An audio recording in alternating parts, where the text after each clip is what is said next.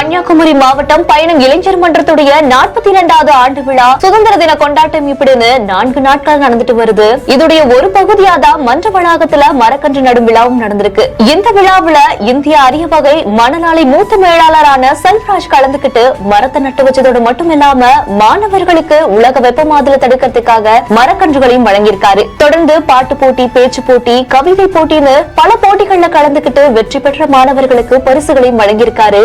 அந்த சமயத்துலதான் அந்த அரங்குல ஒரு சுவாரஸ்யமான விஷயமும் நடந்திருக்கு. நடிகர் விஜயுடைய தீவிர ரசிகரான ரிசான் அப்படிங்கிற ஒரு சிறப்பு குழந்தை, அதாவது சென்னையில விஜய் அவரை பாக்குறதுக்காக போராடி கேரளாவில வச்சு விஜய் அவரை கட்டிப்பிடிச்ச ரிசான் அப்படிங்கிற சிறப்பு வாய்ந்த குழந்தை விஜயுடைய பாட்டுக்கு நடனமாடி மொத்த அரங்கத்தையும் அதிர வச்சிருக்காங்க. சுற்றி இருக்கிறவங்களும் அவருடைய நடனத்தை பார்த்து கரங்களை ஒழிச்சு உற்சாகப்படுத்தின இந்த ஒரு சம்பவம் நிகழ்ச்சியை ஏற்படுத்தியிருக்கு.